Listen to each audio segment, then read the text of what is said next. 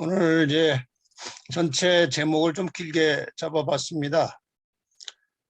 지구와 인류를 차지하기 위한 선악의 싸움의 역사. 그러니까 하나님께서 원래 주인이신데 아담 하와가 관리를 잘못해가지고 요즘 말로 하면 사기를 당해서 사탄에게 넘어갔습니다. 그래서 주인은 여전히 하나님이시지만 관리를 지금 사탄이 하고 있습니다. 그 주권에 우리가 지금 휘말리고 있고, 또 하나님께서는 이 지구를 빨리 되찾으시고 그분의 백성들과 함께 사시기 위해서 끊임없이 순간순간마다 일을 하고 계시는데, 우리가 그 역사적 시간 속에 살고 있는 것입니다. 하나님께서 이 죄인을 구원하시는 그 모든 사역을 구속의 역사라고 하는데, 이 구속의 역사는 인간의 시간 속에서, 역사 속에서 이루어지는 것이기 때문에 역사를 잘 모르면 구속의 섭리와 하나님의 그 구원하시는 절차를 잘 모르게 되어 있습니다. 그래서 오늘 이 시간에 여러 각도에서 선악의 대쟁투의 역사를 여러 각도에서 반복해서 아마 여러분이 각각 다른 도표들을 보시게 될 것입니다. 그래서 이 전체적인 선악의 싸움의 역사를 제대로 잘 이해하시면 우리가 어디로 가고 있는지, 이 가는 길목에서 무엇을 해야 되는지, 그런 것들을 좀 깊이 깨닫고 이 마지막 시대를 위해서 준비되는 그러한 시간이 되기를 바랍니다.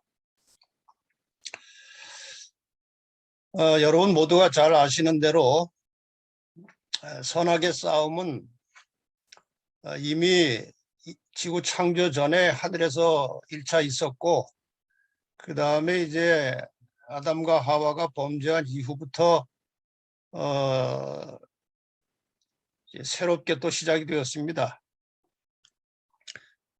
그 선악의 싸움을 선전포고, 그러니까 하나님께서 사탄에게 네가 탈취해간 인류를 다시 찾으시겠다고 하시는 그 하나님의 선전포고가 여러분이 잘 아시는 창세기 3장 15절입니다. 내가 너로 여자와 원수가 되게 하고 너의 후손도 여자의 후손과 원수가 되게 하리니 여자의 후손은 내 머리를 상하게 할 것이요. 상하게 한다는 말은 이제 싸운다는 말이죠. 너는 그의 발꿈치를 상하게 할 것이니라. 이렇게 해서 이제 여기 보시는 대로 너와 너의 후손, 그리고 여자와 여자의 후손, 선과 악이 싸우는 역사가 시작된 것입니다.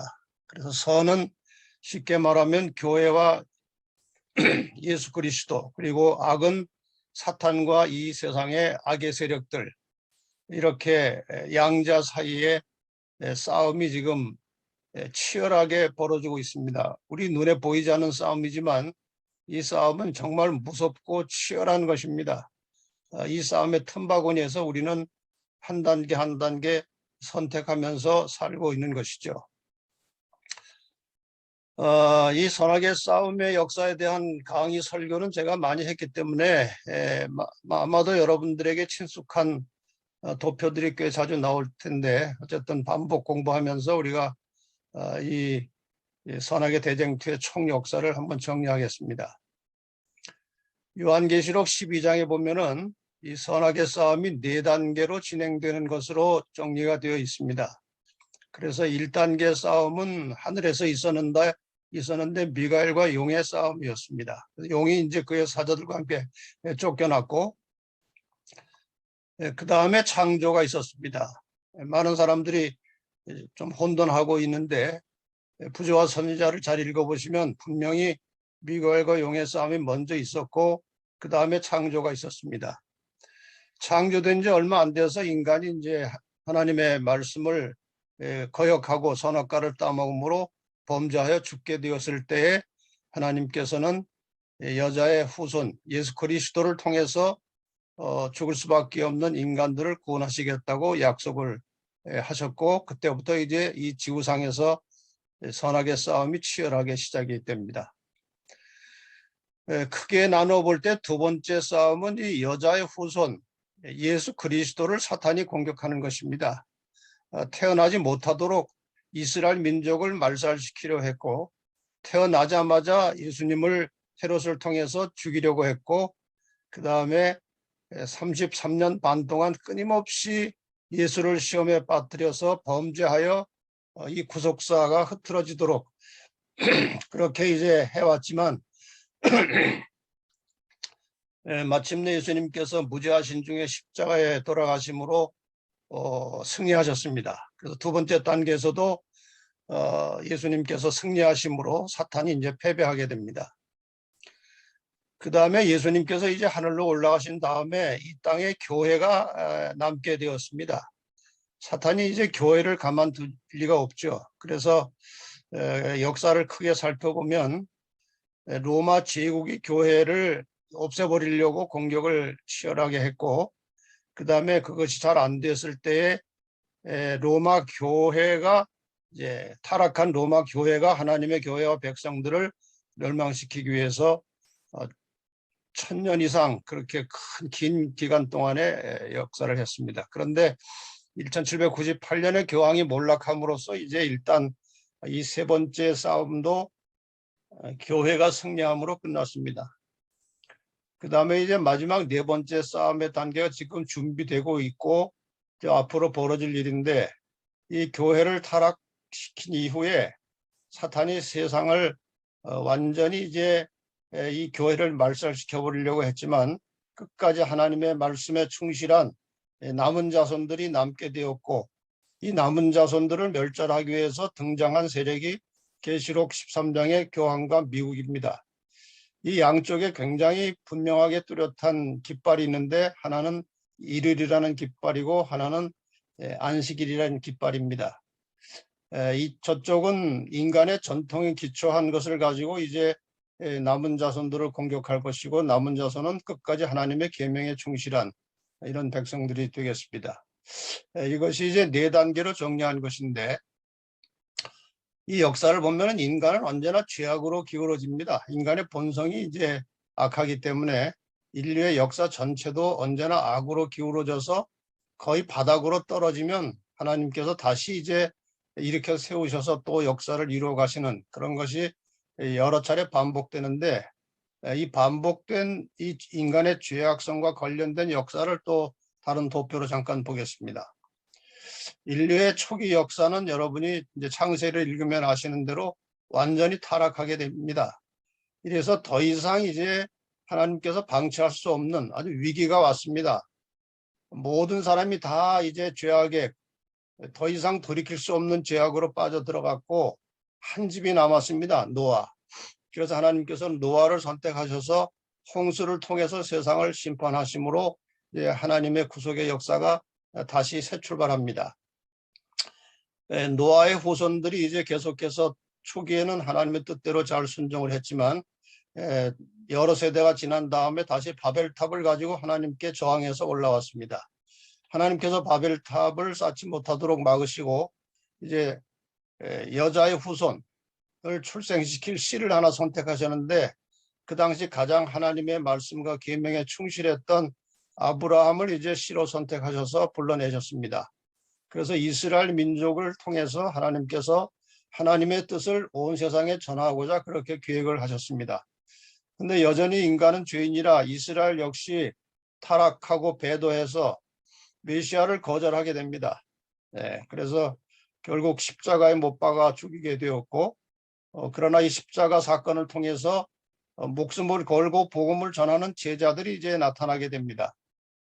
그래서 제자들에 의해서 성령 충만한 능력에 의해서 복음이 전파되고, 그 다음에 초기 교회가 만들어지죠.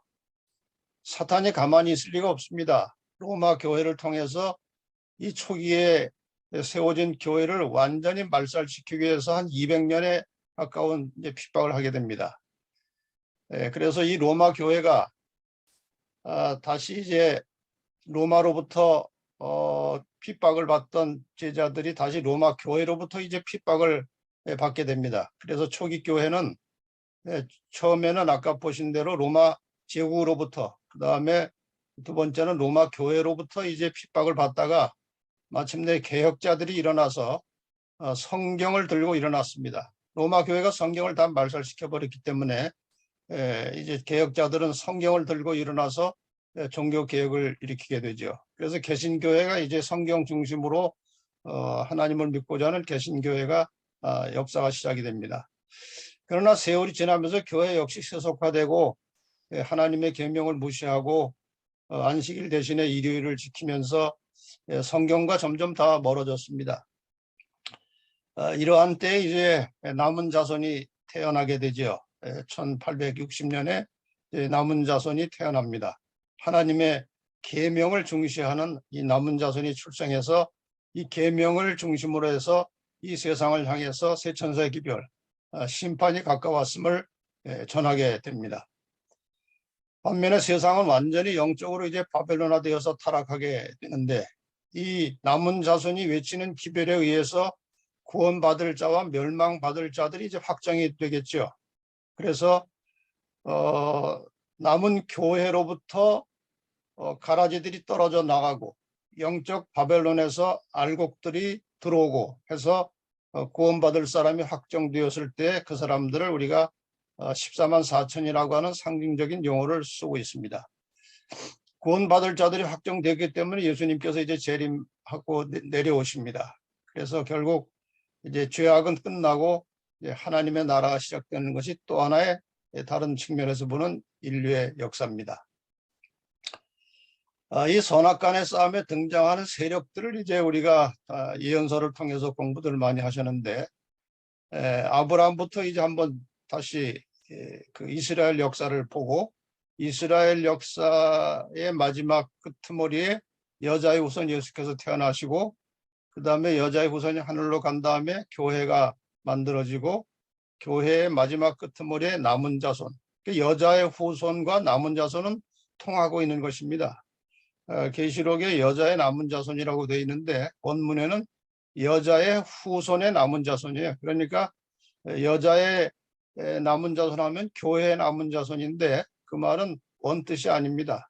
여자의 후손의 남은 자손, 그래서 이 남은 자손은 예수 그리스도의 혈통을 이어받은 그런 특별한 무리들입니다. 이들을 이제 공격하기 위해서 이스라엘을 공격하기 위해서 이제 등장한 세력이 애굽이고 아수르, 바벨론, 페르시아, 그리스, 로마 제국이 오랜 세월 동안 이스라엘 민족과 여자의 후손과 교회를 공격했습니다. 그 다음에 로마 교회가 등장해서 이제 교회를 공격을 했죠. 그 다음에 이제 마지막 남은 자손을 공격하기 위해서 무대 뒤로 들어왔던 로마 교회가 다시 나올 것이 예언되어 있습니다. 이렇게 해서 로마 교회와 남은 자손 싸움이 결국은 세상 선악의 싸움의 마지막 역사가 될 것이고 이 싸움이 끝나면 하나님의 나라가 이 땅에 임하게 되는 것입니다. 자, 그 다음에 이제 아까 보셨던 창세기 3장 15절의 그 말씀, 그 내용을 가지고 지금까지 보셨던 역사를 이제 총정리하면 여자, 구약의 여자는 이스라엘이고 신약의 여자는 교회입니다. 이 여자를 이제 용이 공격하죠. 지금 방금 보신 대로 애굽, 아수르, 바벨론, 페르시아, 헬라, 로마 제국이 공격을 했고 로마 제국이 열국으로 분열된 다음에 열국 사이에서 로마 교회가 올라오죠. 그 다음에 로마 교회가 상처를 입고 뒤로 물러가지만 그 죽게 된 상처가 다시 나으니까 역사의 마지막에 다시 올라와서 남은 자손을 공격하게 되는 것입니다. 그러면 창세기 3장 15절에 여자의 후손은 어떻게 되는가? 보신 대로 2000여 년 전에 한번 오셨습니다. 그 다음에 이 선악의 싸움이 끝날 때 다시 한번 오십니다. 그러면 이제 1000년이라는 왕국이 하늘에서 1000년이라는 기간이 있고 이 지구는 황폐한 중에 있다가 이 1000년이 찰 때 하늘의 모든 가족들이 지상으로 다시 내려옵니다. 그래서 하나님께서 이 땅에 하늘의 모든 가족들이 지구로 다시 내려와서 악인들이 부활하는 모습을 보게 될 것이고 그 다음에 악인들은 불로 결국 소멸되고 새로운 세상이 역사가 시작된 것입니다. 지금 보시는 이것이 창세기 3장 15절을 가지고 이제 역사를 설명해 드린 것입니다. 이건 상당히 복잡한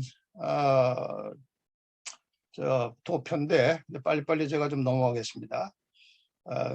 그동안 여러분이 이 역사를 본 시대를 보면 사도시대가 나오고 초기 교회 시대가 나오고 종교 암흑 시대가 있고 종말 시대가 있습니다.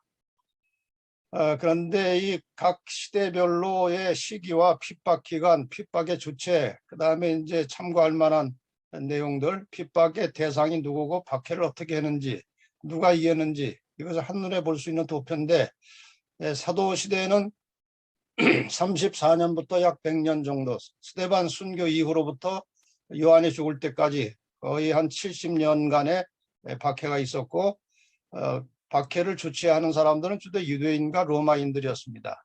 이것이 사도행전 역사에 나오죠. 핍박 대상은 주로 그리스도인들, 기독교인들이었습니다. 박해 방법은 폭력을 하든지 투옥을 하든지 살해하든지 늘 똑같은 방법으로 하나님 백성들이 핍박을 당합니다. 그러나 마지막 결국에 기독교가 승리하고 로마가 이제 기독교를 공인하게 됩니다. 그런데 로마가 이제 이 기독교를 공인하기 전에 사도 시대가 지나면서 이 초기 교회 시대가 열리는데, 이 교회 시대 동안에도 로마는 여전히 핍박을 했습니다. 313년에 밀란 칙령을 통해서 콘스탄틴 황제가 교회를 공인하기까지 한 200년에 걸쳐서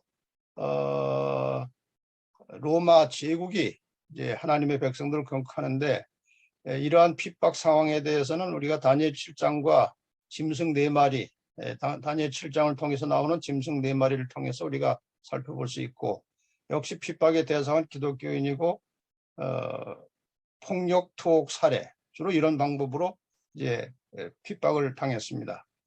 그러나 마침내 기독교가 승리하고 콘스탄틴 황제가 이제 기독교의 자유를 선포합니다. 기독교가 자유롭게 된 뒤로 기독교는 세속화되고 정치화되기 시작했습니다.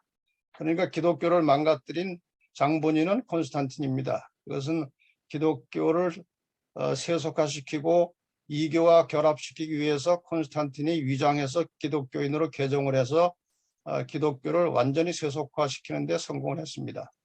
이렇게 세속화된 기독교에 의해서 탄생한 교회가 이제 로마 교회입니다. 1260년에 종교 암흑 시대, 538년부터 1798년까지의 종교 암흑 시대가 있었습니다.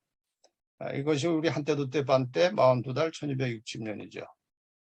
로마 교회가 이제 핍박의 주체가 되어가지고 역시 그 다니엘 7장에 나오는 작은 뿔이 이제 그 일을 수행하게 되죠. 참 그리스도인들, 그냥 기독교인이 아니고 하나님의 참 백성들을 핍박하는 정말 무서운 역사가 1000년 이상 계속되었습니다.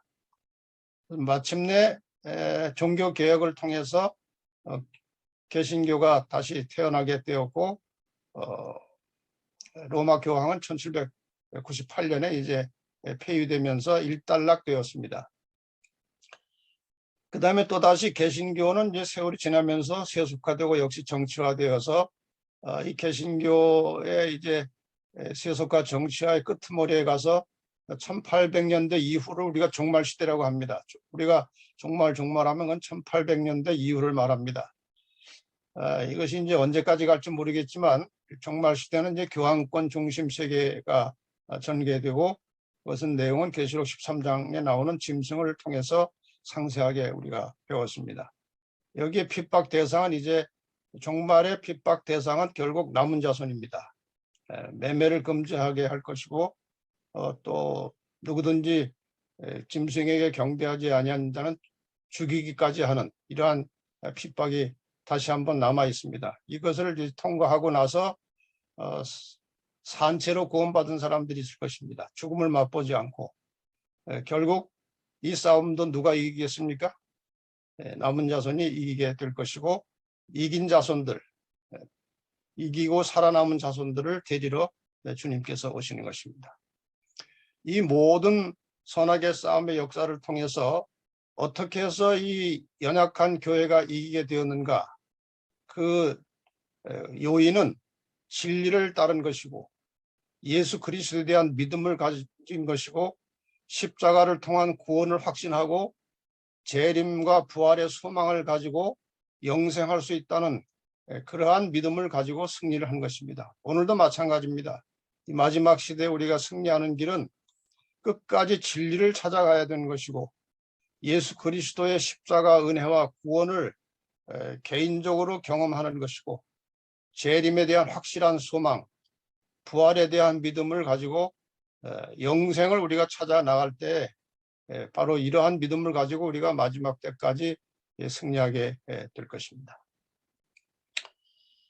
이제 얼마 남지 않은 이 세상의 미래를 우리가 예측할 수가 있을 때가 되었습니다. 지금 돌고 있는 이 코로나는 사실상 가시적으로 나타난 굉장히 중요한 재림이 임박한 징조라고 저는 보고 있습니다. 세상의 미래를 예측할 때 이 성경적 기준이 있는데 한번 종합해서 정리해 드리겠습니다. 인류의 역사는 선과 악 사이에 일어나는 전쟁의 역사다. 하나님께서는 사람을 구원하시려 하고 사탄은 멸망시키려고 한다. 양편이 모두 목적을 달성하기 위해서 각 시대마다 사람을 사용하신다. 역사의 마지막에 등장하는 하나님의 편은 계시록 12장의 남은 자손이다. 이 남은 자손을 대적하는 세력으로 계시록 13장의 짐승이 등장한다. 그 짐승은 종교 암흑시대를 지배했던 교황권이 확실하다. 그래서 우리 선의 계보를 보면 노아로부터 아브라함 그리고 아브라함을 통해서 태어난 이스라엘 민족을 통해서 예수님께서 오셨고 예수님의 제자들에 의해서 복음이 전파되었고 또 종교 개혁자들이 무너진 진리를 수보하는 사람들이 되었고 남은 자손들이 이제 마지막 진리의 빛을 비추는 등대가 될 것입니다. 악의 세력은 바벨탑, 니므롯으로부터 시작해서 뭐 그 전에도 물론 악의 세력이 있었지만 구체적으로 명시된 것은 이제 바벨탑 시대부터입니다.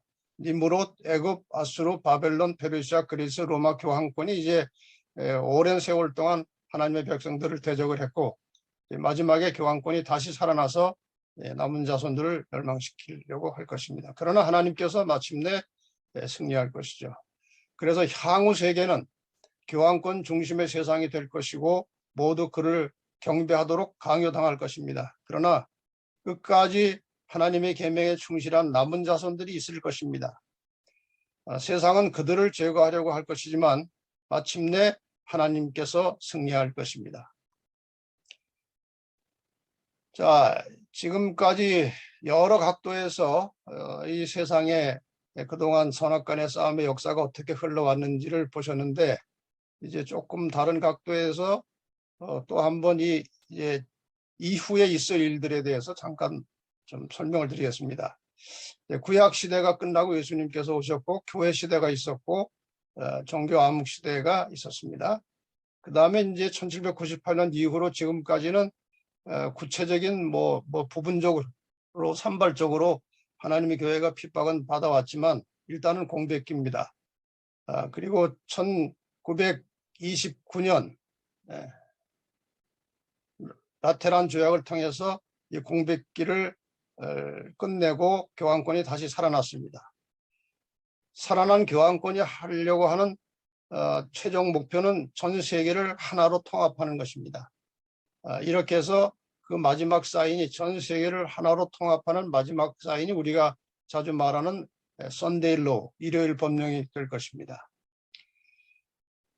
이제 이 일요일 법령을 향해서 가는 과정 속에서 계속해서 종말의 징조들이 일어나는데 일요일 법령과 늦은비 성령은 아마 거의 같은 시기로 우리가 보고 있습니다. 사탄이 이제 일요일 법령을 통해서 하나님의 교회를 박해할 때 그 박해를 통해서 교회가 정결하게 되고 정결하게 된 교회에 늦은비 성령이 임하셔서 큰 외침으로 바벨론의 백성들을 불러내시는 것이죠. 지금 시기에 일어나고 있는 것들은 세상 나라들과 종교가 연합하게 되는 과정이 일어나고 있고 또 마침내 남은 자손들에 대한 극심한 박해가 있을 것이고 교회 정화와 늦은비 성령의 역사가 있을 것이고 그 다음에 알곡과 가라지가 나누어집니다. 구원받을 자들이 확정되면 이제 어떤 일이 벌어지는가 하면은 은혜 시기는 완전히 끝나고 불의하는 자는 그대로 불의하고 의로운 자는 그대로 의로워서 더 이상 타락할 수도 없고 더 이상 구원받을 수 없는 은혜 시기가 끝나는 상태가 되면 7재앙이 내리게 됩니다.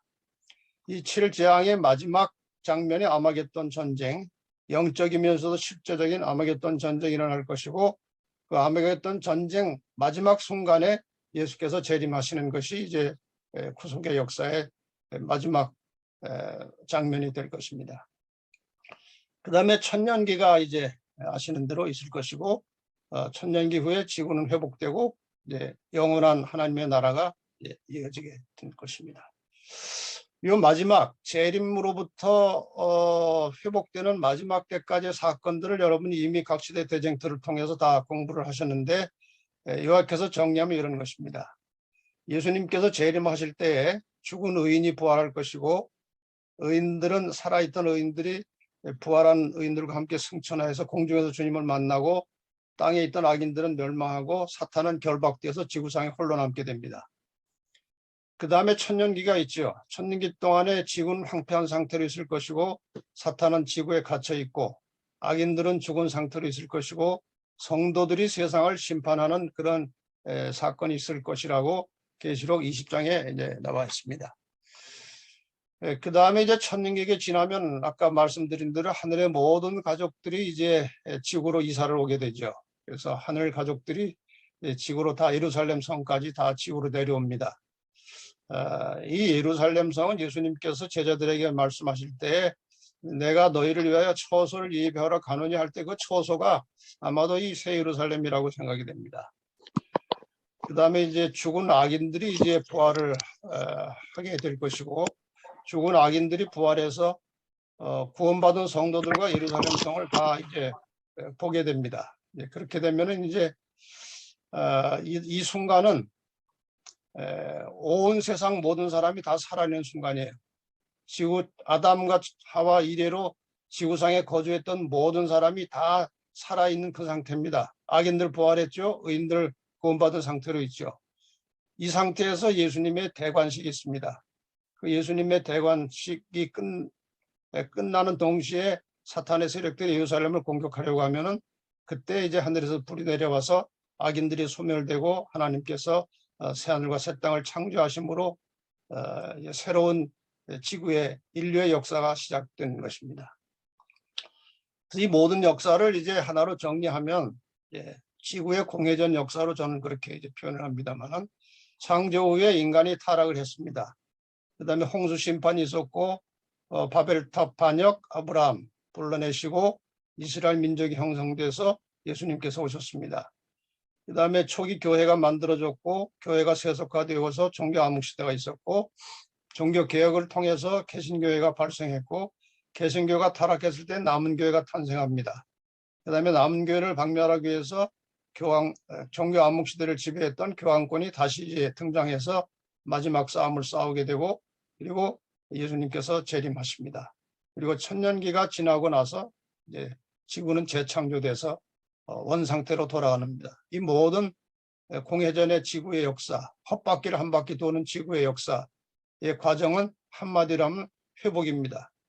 원래 하나님께서 인간을 창조하셨을 때 그 상태로 되돌아가서 새 출발하는 것인데 변화된 것은 이 지구가 온 우주의 수도가 되어서 하나님께서 우리와 함께 영원히 사시는 것입니다. 예수님께서 이 땅에 계셨을 때 받은 십자가 못 박힘의 흔적들 그대로 가지시고 우리와 함께 영원히 사시는 것입니다. 지금 우리는 거의 재림이 가까운 저 시대에 머물러 살고 있습니다. 그래서 초림과 재림까지의 이 초림부터 재림까지의 역사를 보면 뭐 지구 전체 역사도 마찬가지지만 회복이라는 것입니다. 회복. 창세기 1장 26절과 27절에 보면은 하나님께서 자기의 형상을 따라서 사람을 만드셨습니다. 자기 형상 곧 하나님의 형상대로 사람을 창조하셨다고 되어 있습니다. 그런데 그것이 다 이제 망가졌습니다. 하나님의 형상은 다 훼손되고 사탄이 인류를 지배하는 이런 세상에서 사탄은 사람이 가졌던 하나님의 형상을 저하시키는 일에 성공한 것을 심히 기뻐하고 있었다. 그때 예수님께서 조물주의 형상을 사람에게 회복시키려고 오셨다. 예수님께서 오신 목적, 중요한 내용은 하나님의 형상을 회복시키는 것입니다. 사탄은 그리스도께서 인간에게 하나님의 형상을 회복하여 인간의 영혼에 하나님과 같은 성품을 심어주기 위하여 노력하시는 일에 대적하여 일어나고 있다. 그러니까 사탄은 인간의 삶 속에서 하나님의 형상을 회복하는 일을 방해하고 있다는 것입니다. 복음교역자에 보면은 복음의 본질은 회복 사업이다 이렇게 되어 있어요. 그러니까 지구의 역사도 회복임과 동시에 여러분과 저의 신앙도 하나님의 형상을 회복하는 것이 핵심이라고 볼 수 있습니다. 이제 각시대 대쟁투가 이렇게 해서 다 이제 끝나면 각시대 대쟁투 마지막에 나오는 말씀 여러분이 다 읽으셨죠? 내가 또 들으니 하늘 위에와 땅 위에와 땅 아래와 바다 위에와 또 그 가운데 모든 만물이 가로되 보좌에 앉으신 이와 어린 양에게 찬송과 존귀와 영광과 능력을 세세토록 돌릴지어다. 이제 하늘에서 이러한 찬양이 나옵니다. 이 마지막 문장이 참 우리에게 감동입니다. 대쟁투는 끝났다. 죄와 죄인들은 없어졌다. 온 우주는 깨끗해졌다. 오직 조화와 기쁨의 맥박만이 온 우주의 만물을 통하여 고동한다. 생명과 빛과 환희가 만물을 창조하신 분에게서 끝없이 넓은 우주로 퍼져나간다. 가장 작은 원자로부터 가장 큰 세계에 이르기까지 만물은 생물계와 무생물계를 막론하고 조금도 흠이 없는 아름다움과 완전한 기쁨으로 하나님은 사랑이시라고 선포한다. 이렇게 해서 이제 대쟁투의 역사가 끝나게 되는 것입니다. 마지막으로 최근에 제가 창세기를 통해서 좀 느끼게 된 이 선악의 대쟁투의 쟁점이 무엇인지 이것만 말씀을 드리고 이제 마치겠습니다. 근데 제가 이것을 이제 설교로 준비하려고 하고 있는데 저에게 어떤 그 문자가 하나 들어왔어요, 카톡으로. 그런데 제가 창세기 1장, 2장, 3장에서 하나님과 사탄이 이런 모습으로 이제 마지막 시대 지구를 공격하고 선악의 싸움을 지배해 왔다는 것을 이제 설교를 만들려고 하고 있는데 어떤 분이 그 보내준 내용에 보니까 거의 똑같은 내용이 왔어요. 그래서 깜짝 놀라서 제가 이제 문자를 주고받은 적이 있는데 창세기에 보면은 이제 정확하게 하나님께서 세상을 창조하신 것으로 나옵니다. 근데 사탄은 진화론을 만들어서 이제 공격해 왔죠. 그 다음에 창세기에는 안식일이 나오는데 일요일이 등장하게 되었습니다. 창세기에는 우리의 먹거리를 채식으로 제공하는데 오늘날 사람들이 잡식을 하고 있습니다. 창세기는 선악과 먹으면 너희가 반드시 죽겠다고 되어 있는데 사탄은 죽지 않는다고 해놓고 영원 불멸을 만들어냈습니다. 창세기는 각기 그 종류대로 해서 유전 법칙을 말하고 있습니다. 그런데 요즘은 이제 GMO 같은 것을 여러분이 잘 아시듯이 유전자를 변형시키고 심지어는 이제 사람의 유전자까지 바꾸어서 영생까지 하려고 하는 그런 욕심을 부리고 있습니다. 하나님께서는 남성과 여성 두 성을 만드셨는데 오늘날 성 정체성이 다 파괴돼 가고 있습니다. 하나님께서는 인간에게 과일을 임의로 먹되 선악과는 먹지 말라. 그러나 먹을 수도 있다 하는 자유의지를 주셨습니다. 그런데 이제 코로나를 통해서 우리에게 닥쳐오는 현실은 통제와 강제입니다. 인간의 자유의지가 작동을 할 수 없도록 만들어서 사단의 편을 만들려고 하는 그런 역사가 지금 현실적으로 우리에게 이루어지고 있다는 것입니다. 그래서 오늘날 재림 성도들이 해야 될 일이 무엇이냐? 시편 119편에 보면은 저희가 주의 법을 폐하여 싸우니 지금은 여호와의 일하실 때이다. 지금 창세기에 나오는 창조의 질서와 법칙이 다 깨져버렸습니다. 이제 창조주 하나님께서 드디어 마지막 마무리 일을 하시려고 일어나셨습니다. 이 하나님께서 하실 일을 누가 해야 됩니까? 남은 자손들이 해야 되는 것입니다. 그래서 아까 말씀드렸던 그 무너진 것들을 우리가 다 고쳐내고 우리 개인의 생활에서도 고쳐져야 될 것이고 이 세상을 향해서도 하나님의 창조의 질서와 법을 바르게 세우는 것이 남은 자손의 사명이라고 생각합니다. 마지막으로 이 성경절을 읽고 마치겠습니다. 이사야 58장 12절에 보면은 내게서 날 자들이 오래 황폐된 곳들을 다시 세울 것이며 너는 역대 파괴된 기초를 쌓으리니 너를 일컬어 이 마지막 시대의 재림 성도들을 일컬어 무너진 데를 수보하는 자라 할 것이며 길을 수축하여 거할 곳이 되게 하는 자라 하리라. 여러분, 이제 우리의 시대가 어디까지 왔는지 분명해졌습니다. 우리가 할 일이 무엇인지 너무나 확실하게 성경 말씀을 통해서 깨닫게 되었습니다. 앞으로 우리 모든 재림 성도들 자신의 신앙 생활 속에서 무너진 데가 어딘지를 살펴서 수보하는 일을 할 것이고, 더 나아가서 무너진 이 세상의 모든 신앙과 이 하나님의 창조의 질서를 다시 회복하고 수보하는 일에 전심전력해서 헌신하는 성도들이 되시기를 바라면서 오늘 이 아침에 말씀을 마치겠습니다. 대단히 감사합니다. 아멘.